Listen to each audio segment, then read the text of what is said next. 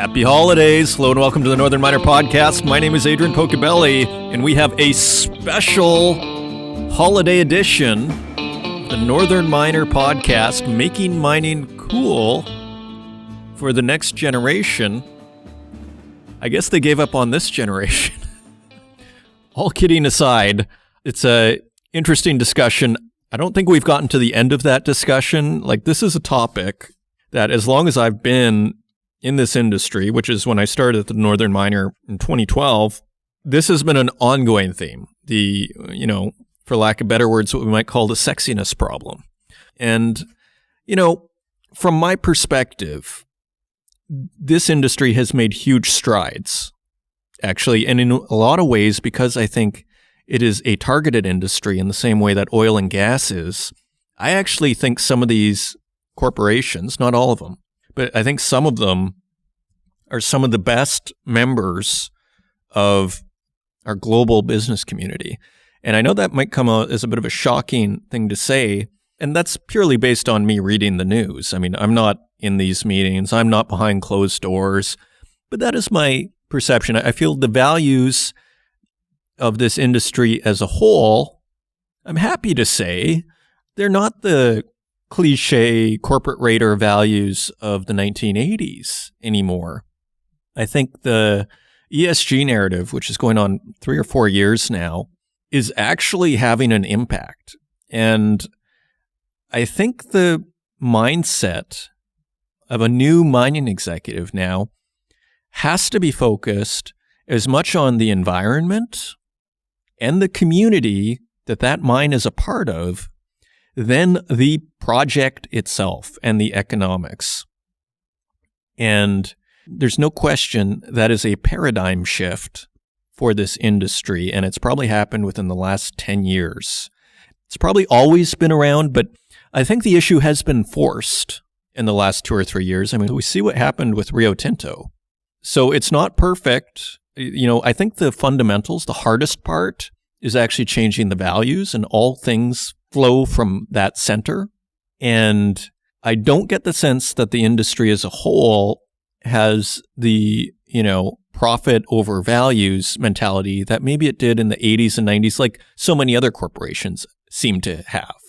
And partly just a result of the pressure of market forces to be profitable. Sometimes these are systemic problems and not necessarily just, and these CEOs just find themselves, well, either we have to be profitable or we have to, create some hurt for a community. And I guess to take that example, in the 80s and maybe the 90s, they might have just said, forget the community, get the profits. And I think now, I don't think people are as quick to make that calculation. If anything, the calculation is on the other side. And frankly, it's just pure pragmatism at this point, because as we see from all of these protests and, social media and just the internet in general, it's just out of self-interest that you have to care out for the environment and that social community now, if not enlightened perspective. So my long-winded way of saying we have a very interesting special panel for you, and it features Rob McEwen, Chairman and Chief Owner of McEwen Mining, Erin Bobicki, Associate Professor of the University of Alberta, and Siri C, Principal and Founder of Bridge. And they were at the Global Mining Symposium put on by the Northern Miner. Other than that, I hope you're having a happy holidays. I Zoomed with the family, a series of Zoom meetings on Christmas night here in Germany, and it was very nice to see everybody. Everybody's doing well, I'm happy to say.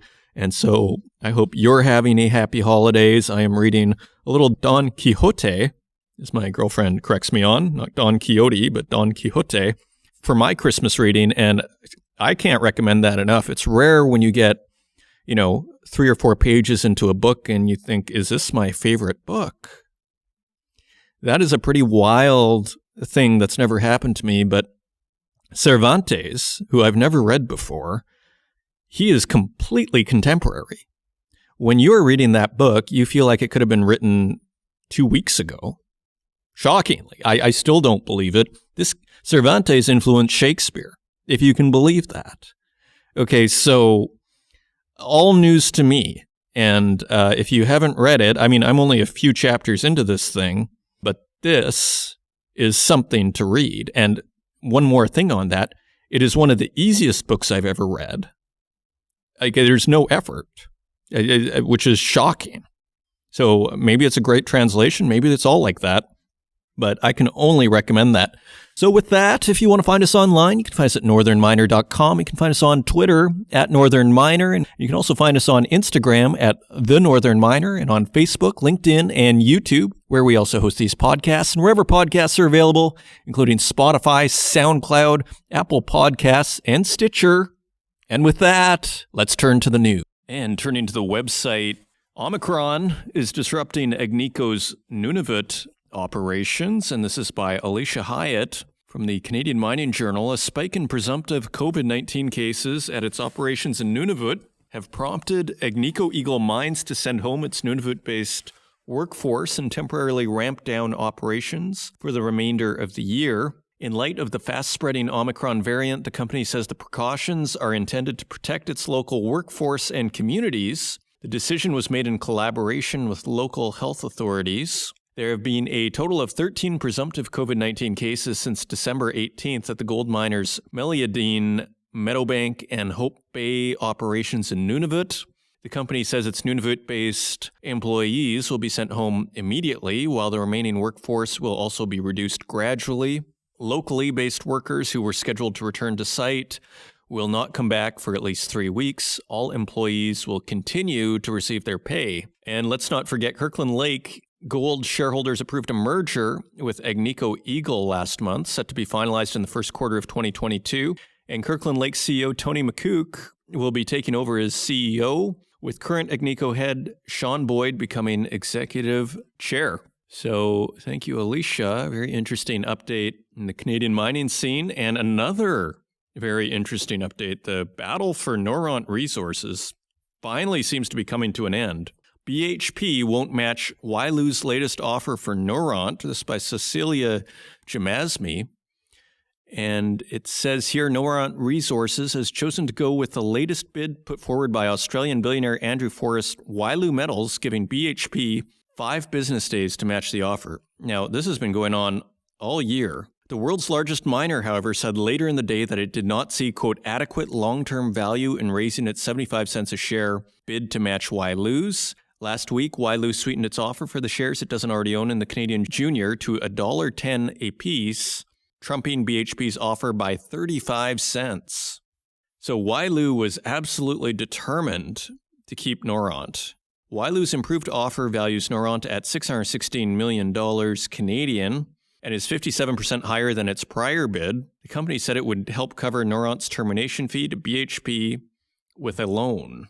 Earlier in the month, BHP ended its talks with Wailu as the Melbourne-based miner was unable to win backing from its offer for Forest Company, already a major shareholder in the Canadian company.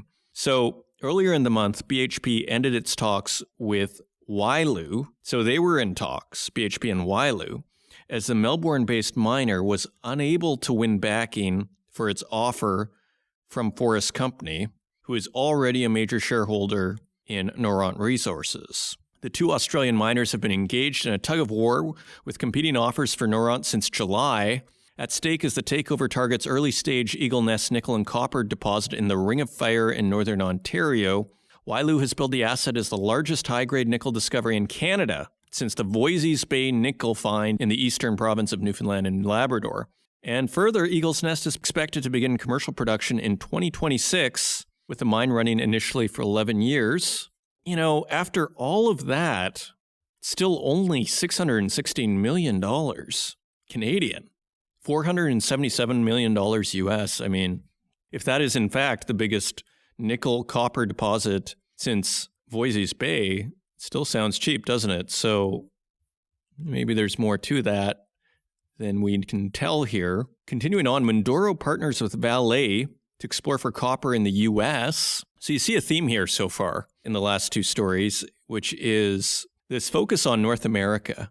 I think people are really seeing value, a premium in North American projects from many different perspectives, but primarily I'd say the political. And it's even easier than probably Europe in terms of just a bit more laissez-faire, shall we say.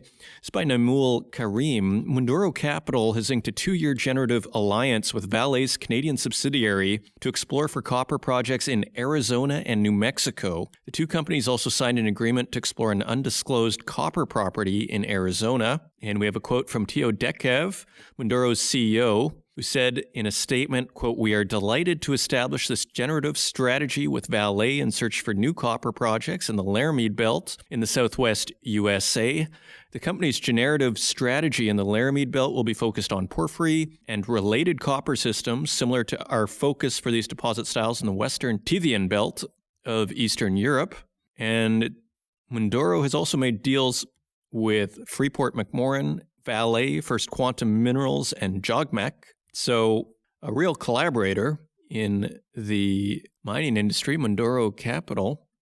Moving on, Rio Tinto to buy lithium project in Argentina for $825 million. It's by Cecilia Jamasmi. Rio Tinto is expanding its lithium ambitions beyond the Jadar project in Serbia by agreeing to buy the Rincon brine project located in the heart of the lithium triangle in Argentina's Salta province. So Rio Tinto continues to make a move into lithium. The world's second largest miner said the $825 million U.S. acquisition demonstrates its commitment to build its battery materials business and strengthen its portfolio for the global energy transition.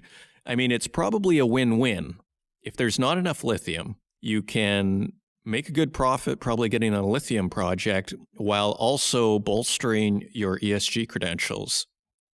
So it's kind of maybe a bit of a no-brainer, but let's see. The deal comes as analysts warn of an imminent and, quote, significant, end quote, supply gap for lithium, driven by booming demand for the metal used in electric vehicle and green technologies.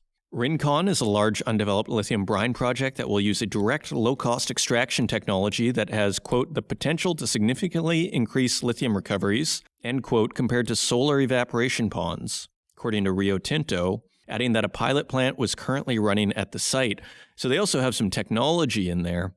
Further, it says, according to Rincon Mining, which has developed the project and technology since 2009, the novel extraction method allows obtaining the battery metal from raw brine in under 24 hours. And finally, the project, Rio Tinto said, has the potential to have one of the lowest carbon footprints in the industry that can help deliver on the company's commitments to decarbonize its portfolio. So there you have it. And continuing on, this is a story we already touched on in the Wall Street Journal a week or two ago. We have another update from Naimul Karim. Three-way merger of Chinese rare earth producers could affect prices, according to analysts. The merger of three rare earth element producers in China, China Minmetals Rare Earth, Chinelco Rare Earth and Metals, and China Southern Rare Earth Group, could affect global prices at a time when demand for REEs is rising due to their use in electric vehicles and other green energy technology. According to some analysts, quote, the merged company will increase the control over prices in the international marketplace and could lead to even higher prices in the coming year, according to Patricia Moore, an independent economist. And she has been at the Global Mining Symposium. And she continues, quote, the merger probably reflects the perceived need to consolidate control over the supply of heavy REEs in view of curtailed mine supplies from Myanmar due to political developments in the Asian country. Power shortages in China may also be increasing the need for operational efficiencies in the processing of rare earth elements in China. And of course, China is thought to control about 85 to 90% of the world's rare earth processing.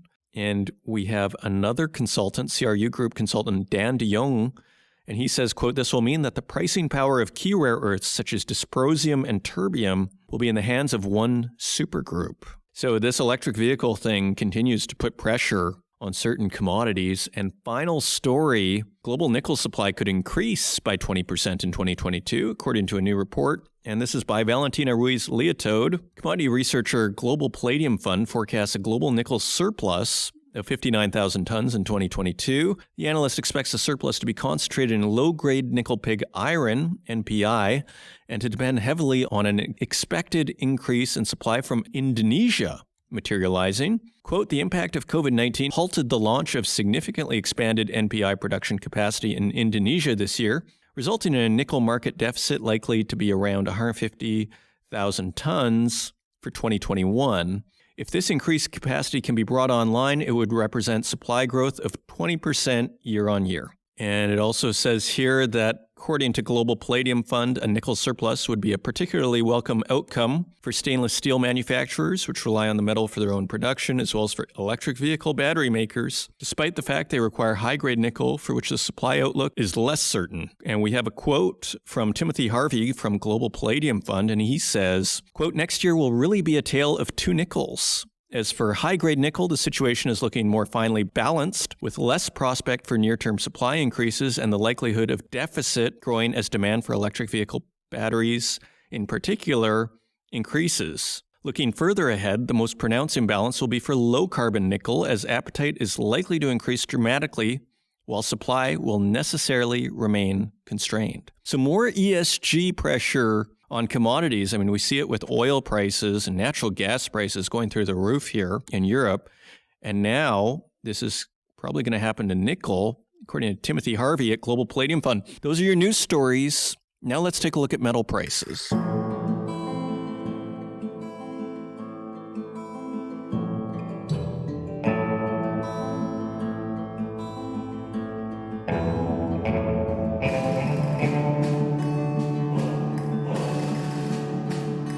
And turning to metal prices, let's just start with the 10-year bond here, because we never mentioned it in the intro. It is at 1.46%, the U.S. 10-year. And so that is 0.05%, more like 0.04% higher than last week. Again, not huge movement there. And turning to metal prices, we'd like to thank our friends at mining.com/markets for providing us with these prices each and every week. And on December 28th, gold is trading at $1,817.91 per ounce. That is $27 higher than last week, so kind of an impressive move by gold in the last week. Silver is trading at $23.23 per ounce. That is 83 cents higher than last week, and platinum is trading at $983.48 per ounce. That is $51 higher than last week, and palladium is trading at $1,984.95 per ounce. That is $214 higher than last week's quote. And turning to our industrial metals, copper is trading 3 cents higher at $4.35 per pound. Aluminum is trading 7 cents higher at $1.29 per pound. Lead is unchanged at $1.05 per pound. Nickel is up 21 cents at $9.21 per pound. Tin is at $18.08 per pound. That is 14 cents higher than last week. Cobalt is unchanged at $31.73 per pound. And zinc is at $1.62 per pound, 6 cents higher. So very interesting in this holiday market that basically all signs are pointing to inflation here. On a very, we might say, superficial level, the 10-year is higher. All precious metals are higher, and all industrial metals are trending towards the higher end of their range again. Is this going to break out? That is the big question here. I mean, the Fed, again, if your concern is inflation, you can't love these numbers. This cannot, set your heart at ease. $9.21 for nickel per pound. The only time we had anything close to that was 2.5 months ago when it hit $9.31, and then 3 months ago when it was at $9.24. So, if nickel breaks $10 here, Fed cannot be happy with what they see here. And those are your metal prices. And coming up, we have the Making Mining Cool for the Next Generation panel at the Global Mining Symposium. And that was on November 18th, 2021. And it features Rob McEwen, Chairman and Chief Owner of McEwen Mining, Siri C, Principal and Founder of Bridge, and Dr. Erin R. Bobicki, who is Associate Professor at the University of Alberta. The panel is moderated by Marc Borbas, VP of Talent Solutions for Glacier Media. So a provocative conversation. I hope you enjoy it, and I will see you on the other side.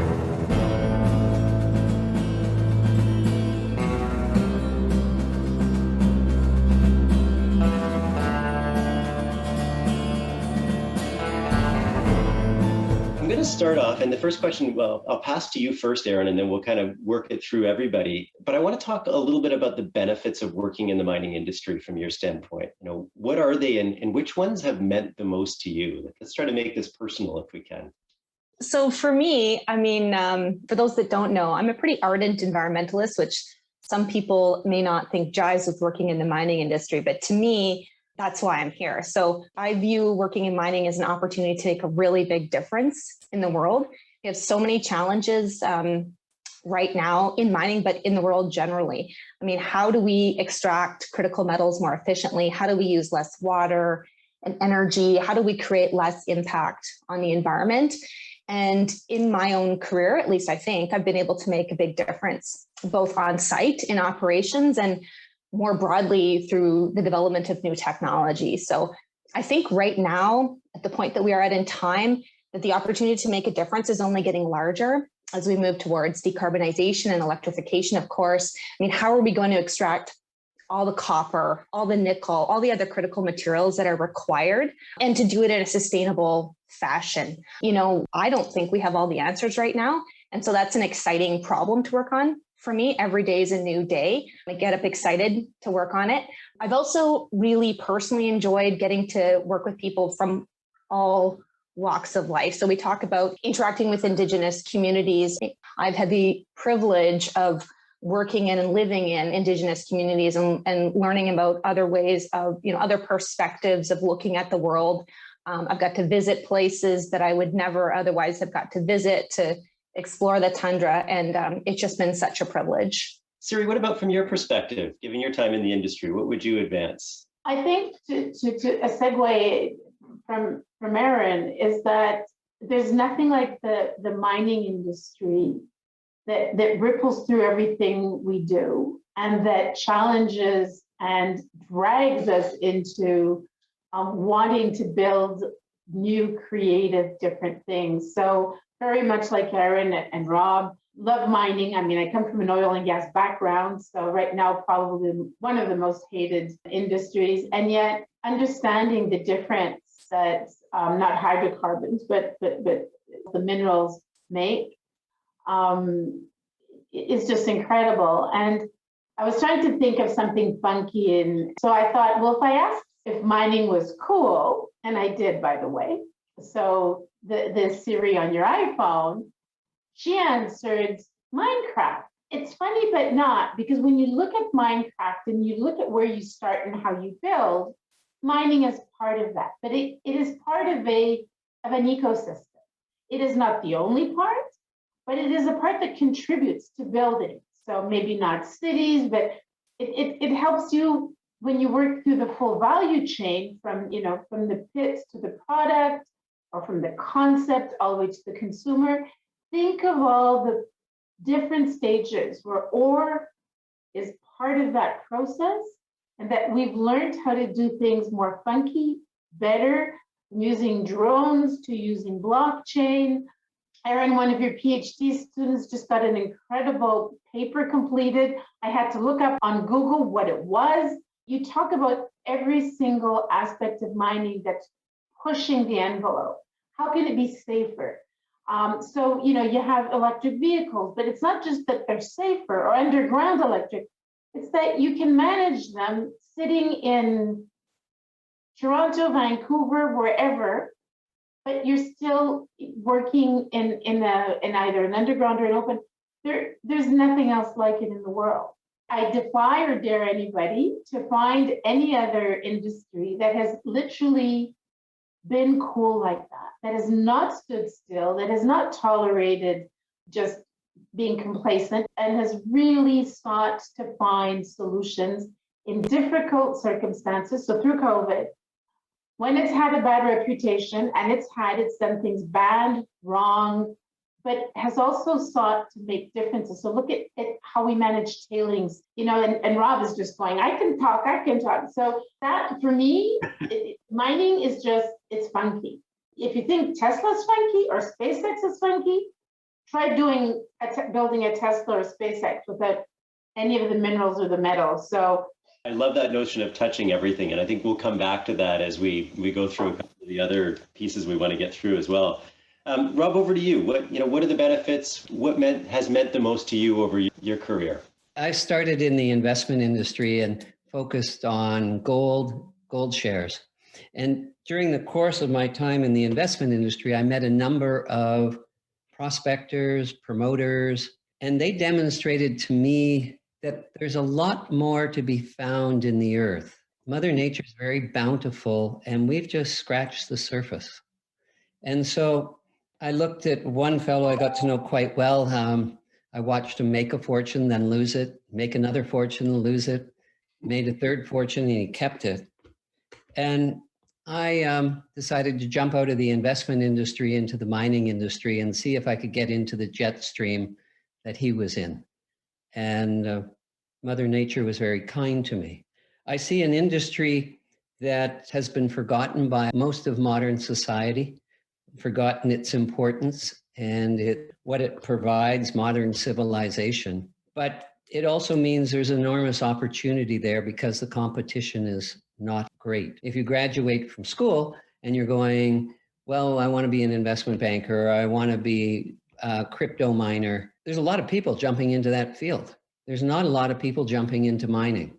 And I think if you want to shape the future, decarbonize the world, mining industry is a great place to start. Thanks, Rob. And it's funny, I had a moment when I was up, you guys heard me up on the roof yesterday, where I was thankful to the oil and gas industry because, it was a fancy name on the product, but basically I was smearing bitumen all over the roof in the hopes that it would keep the water out. So I was very thankful to the bottom of a barrel of crude oil for helping me out yesterday. Next, let's kind of shift directions a little bit.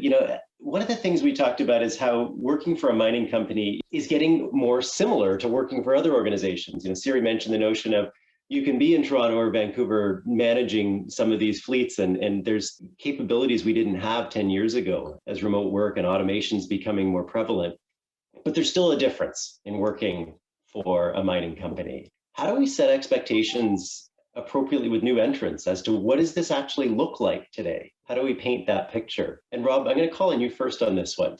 Well, the mining industry has lagged behind in many ways. And I'd say you have to make mining appear more like a number of other industries. Maybe we could aspire to look like a high-tech business, and we're clean and we're efficient, brightly lit. But we're going through this massive change. We've been around for a very long time, the mining industry.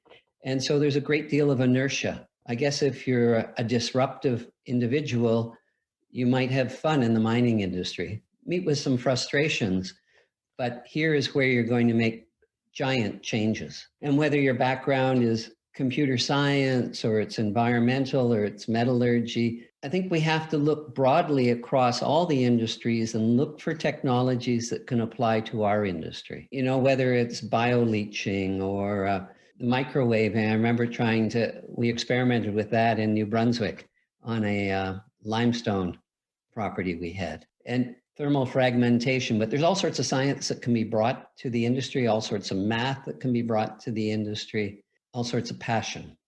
And that's where I see the changes coming. Erin, what about you looking at this both as a practitioner, but also as an academic? How do you set expectations? How do you manage that with your students and with folks that you're mentoring? Well, I'm also going to kind of answer this like Rob a little bit and sort of take it a little bit sideways. I think, for me, I'm not sure it's about setting expectations, but about creating a diverse array of work opportunities to attract this diverse talent pool, right? We talk a lot about innovation and we need diversity to really drive innovation, and to attract an innovative base of really smart people, we need to have a variety of ways to offer work. So there's still going to be, we're always going to need people on site, I think, at least to monitor the drones and whatnot's going on. But I think we're still going to need people there are people that want to do that.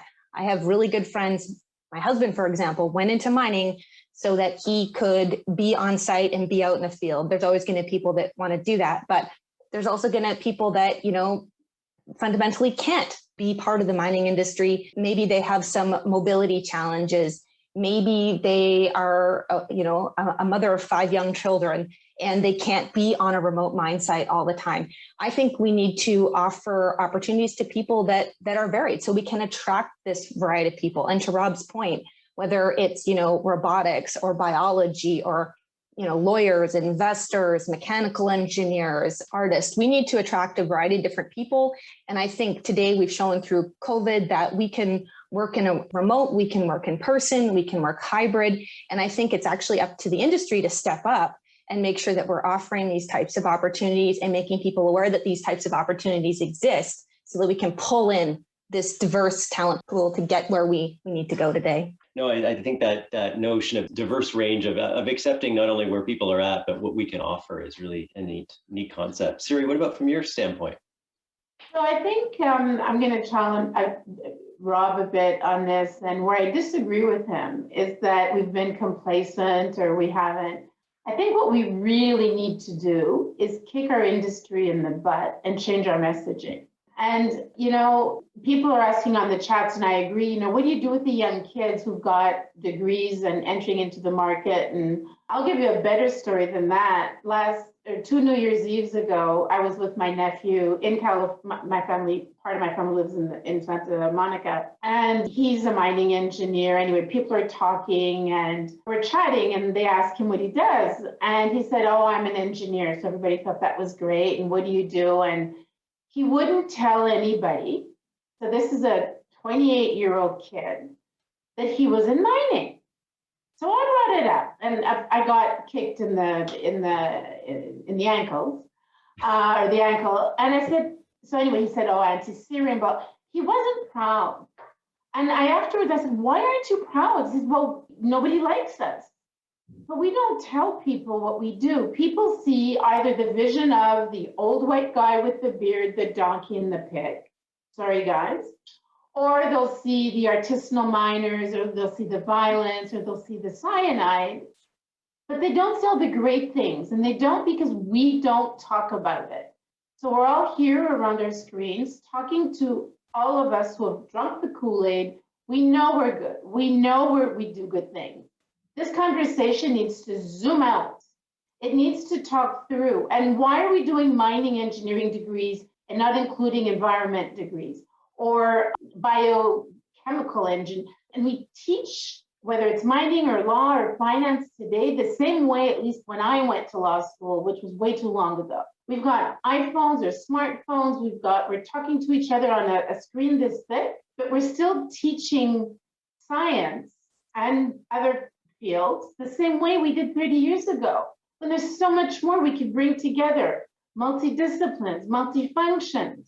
And so that the kids can get excited and understand that when they're playing a game on whatever screen they're using, there wasn't any mining, they wouldn't be playing anything. So it is up to us. And I challenge all of you around this screen and whoever's participating to, look at Erin, look at what she's teaching, look what she's putting out there, look at what Rob has achieved. Those are the good stories. We know the bad stories, and we have to work with the media. We have to get it out there. So the Northern Miner, but not just the mining industry, the whole world, because there won't be, coming out of COP26, low carbon footprints without any of us doing our jobs. Let us be clear, there won't. You cannot have renewable energy without all of the yums and gold and nickel and cobalt and whatever. So it's on us, guys, to tell this story and to be positive about what we can bring to the next 50 generations. I'm actually going to borrow that as a segue, Siri, and skip to the fourth question that we talked a little bit about before, which is, mining is a critical component of the supply chain of tomorrow. We produce the building blocks for a low carbon existence, whether it's smart grids, electric vehicles, wind turbines, they all include a phenomenal number of minerals and very specialty ones in some cases. So I think Siri started us down this path of how do we shift public perception to really look at these and recognize these. And Rob, I'm going to pick on you first. How do you shift that view to really look forward, not backwards? I think we need the public to start doing math. How many EVs, wind turbines, solar cells, and other sources of renewable energy does the world need to reduce the greenhouse gases and the world temperature by 1.5 degrees? And then you have to calculate how much metal is going to be used to achieve that end. And I believe with the growing population of the world, the demand is going to far exceed supply. But we have to create that link that we're not going to get there without a lot of metal and a lot of thought. I just saw something about our own government saying that the promises they've made in response to COVID, that we are not going to have a balanced budget before 2070, almost 50 years from now. Well, no one in Ottawa's or any of the provincial capitals is doing any of the math. And we're not talking about the role of population in the warming of the earth. We were what, 1.8 billion people at the beginning of the 1900s? Now we're pushing 8 billion, and they're talking over 10. So urbanization is going to continue. We're still going to be using mines. We just have to learn to do the mines in a way that people are more comfortable with. There's a public perception, and I think Siri mentioned it as well, that the shows on TV about mining are just the guys up in Alaska ripping apart the sides of hills, and that just reinforces the image of the person with a donkey and a pickaxe, or some of the sites in the middle of the Amazon. But math, to me, we lack the science, and the public, you have to be able to make it in really short statements. Erin, what do you think about this one? What angle would you take on it? I mean, my thoughts are very similar. I think we're always preaching to the choir, right? We're here at the Northern Miner and we're talking to miners about how great mining is.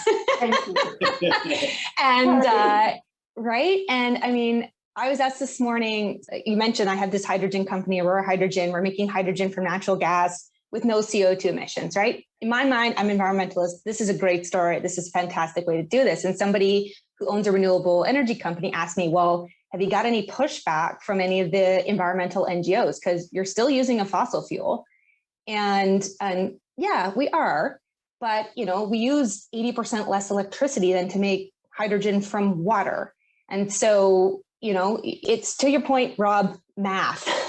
And I think we need to get out there and talk about the math and have those hard conversations, whether it's with the environmental NGOs. And you know what, they might not always be the most pleasant conversations. They're not going to be the most comfortable conversations, but we need to start having them in a respectful dialogue and just keep talking about it. Get out into the public media.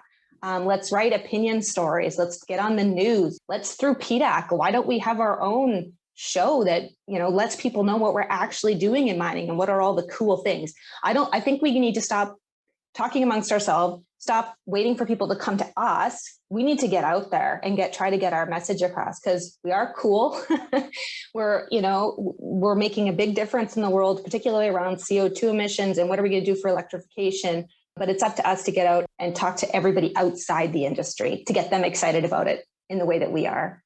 And Siri, you broached this topic on the last question. Is there anything you want to circle back to or anything you want to add on this one? These conversations need to be diverse of everything.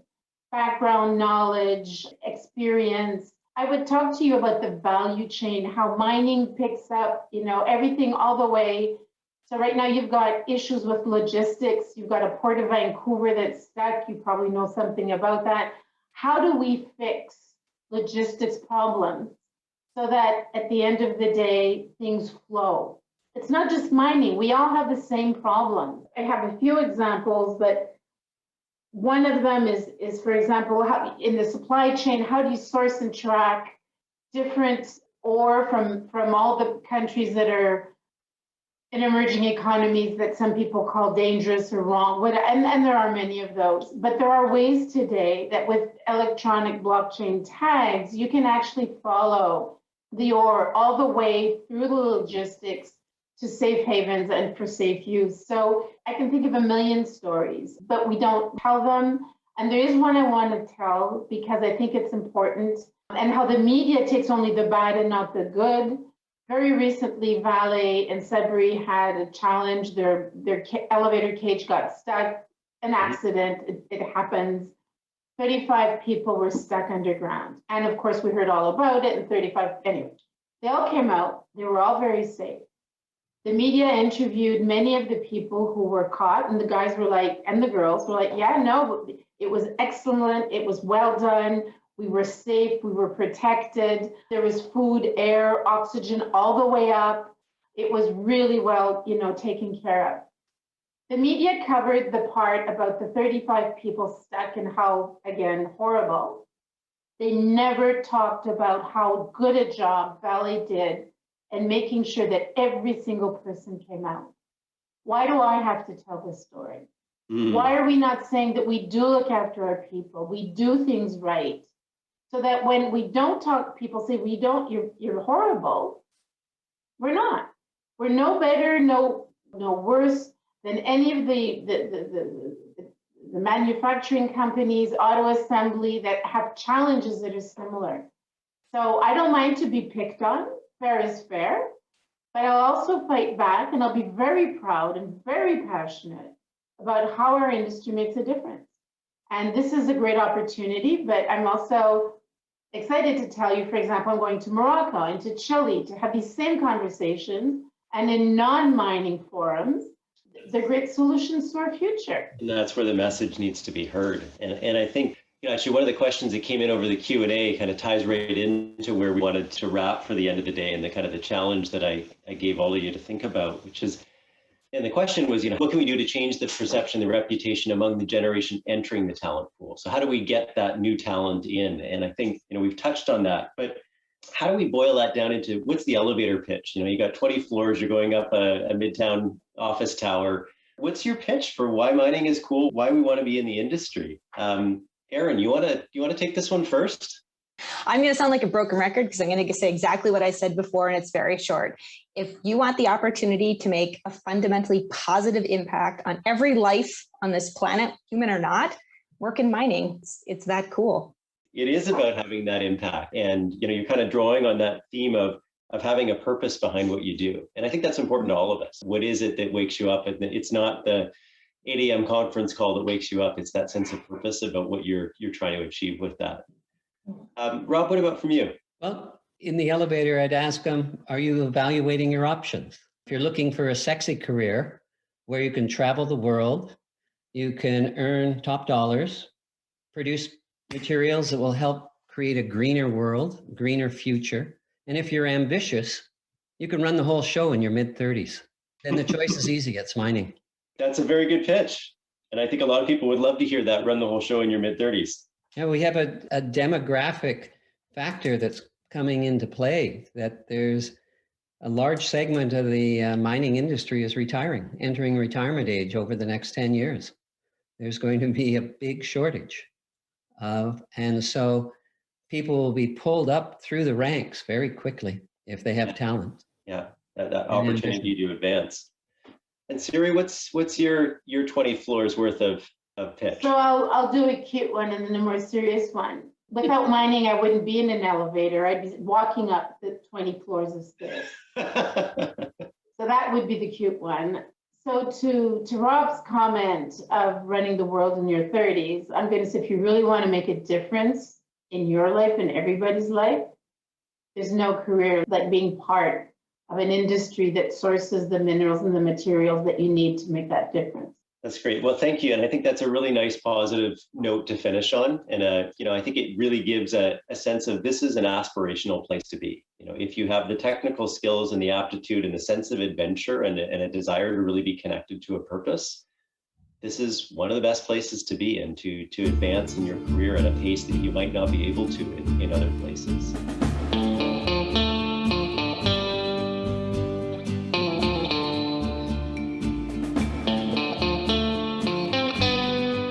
And there you have it. Run the whole show in your mid-30s. That is pretty appealing, isn't it? It reminds me, it just looks like a neglected junior mining stock. This whole industry is turning, it looks like this is just a diamond in the rough. So yeah, but all themes we've heard before, that there's going to be a shortage of talent in this industry. So if you have a natural affinity for geology and you're already studying this stuff, you have a ton of opportunity ahead of you. And like Rob McEwen was saying, if you're ambitious, you can run these companies by your mid-30s. Wow. Anyway, I hope you enjoyed the show, and I hope you're enjoying your holidays as well. I wish you the best from the Northern Miner Podcast, and I thank you for listening this year. Thank you for all your support.